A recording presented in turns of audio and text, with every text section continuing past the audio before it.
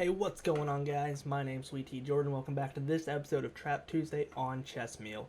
This week, we're doing the BlackBurne Shilling Trap. It's a trap that Black does out of the Italian game. So obviously, Knight F3, Bishop C4 for White. That's kind of how to get in the Italian game after pushing the E4 pawn. So before we begin, make sure to follow the channel on YouTube, subscribe, like, comment, watch all the videos. Tell me how great I am. Tell us what you want to see next. And just keep doing what you guys doing. We really appreciate it here. Now, as we said, this is trap number 8 on chess.com's top 10 chess traps. Obviously not a straight up list of the 10 best. It's just 10 chess traps that they like. And I like them too. I've played the BlackBurne. I've played the England, which is the next video. So, link to the list in the description below. And as I said, number 8, the BlackBurne Shilling. Number 7 was the Faharowitz, but the BlackBurne. In this trap, Black violates all the basic opening principles in order to catch White off guard. At first, it looks like Black is playing careless, or paying careless. That says paying, which is playing careless moves. That thought I read it wrong. But after move number 5, Queen captured G2, you can see who is really in trouble. This comes out of the Italian game, or the Gyoko piano. I think I pronounced that wrong. Not the piano. I know how to say piano. It's the other word. So, let's jump right in. Obviously, because it comes out of the Italian game, it starts off E4, E5, Knight F3, Knight C6, Bishop C4.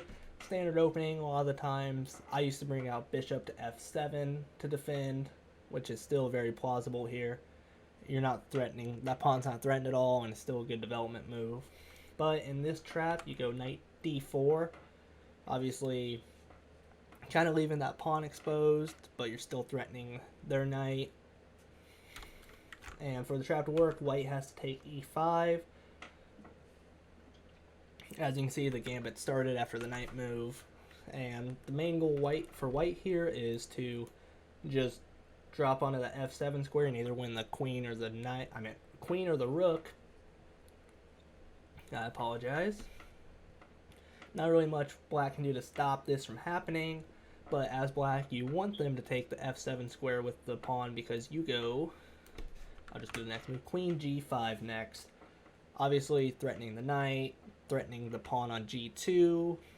Then, if White continues to be greedy and goes Knight capture F7, the game's basically over by this point for Black. Black basically wins because Queen captures G2. The only way to defend the rook is to go Rook F1, then Queen captures E4 check, and White tries to defend with Bishop E2, but you just go Knight F3, checkmate for Black, and Black wins. So, it's kind of standard. Do a quick run through one more time of it, just to kind of show it straight through, and then we'll talk about ways that White can counter it, or what could Black do in case of it. So obviously, E4, E5, Knight F3, Knight C6, Bishop C4, Knight D4, Knight capture E5, Queen G5, Knight capture F7, Queen capture G2, Rook F1, Queen capture E4 check, Bishop E2, Knight F3 checkmate. So, obviously the first thing you could think of when you see this is just don't take with the knight. Like, what if you were to take with a bishop in this scenario? Well, doesn't really do much for you because now king just goes E7 and a knight and a bishop being threatened, and this trap is still a possibility. So even in the scenario you were to drop back with the bishop after it's taken, you could either continue on with the trap. Not much they can really do about it here. It's kind of the same situation, to be honest.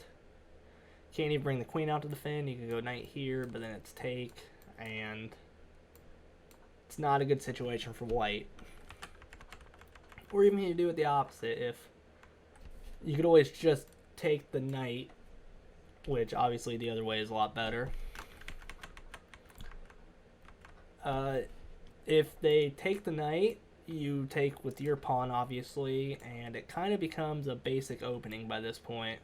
You know, a few different options here or there for what you could do, but it's standard opening. White has a bit of an advantage just because this pawn's pushed so far forward by itself without a knight to defend, and you're threatening mate. So that is one thing white could do to counter it.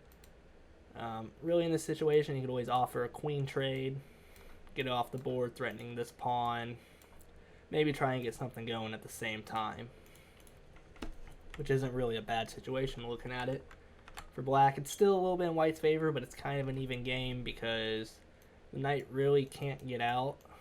Obviously, white could castle, and then you just don't take the pawn here because then you're, if I put it in the right spot, then you're just pinned. And that's not good because then you just kind of lose your knight for free. So, again, go through it one more time since we went through everything.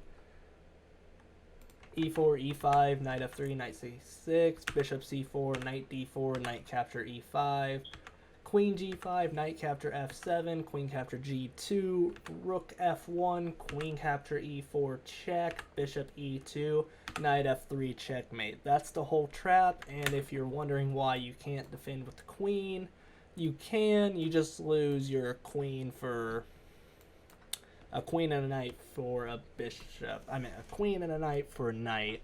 So it's not really worth it at all for white here in this situation. Really strong trap for black. White's not paying attention. They can fall for it real easy. So I want to thank you guys all for watching. Make sure to like, comment, subscribe, and I will talk to you all later.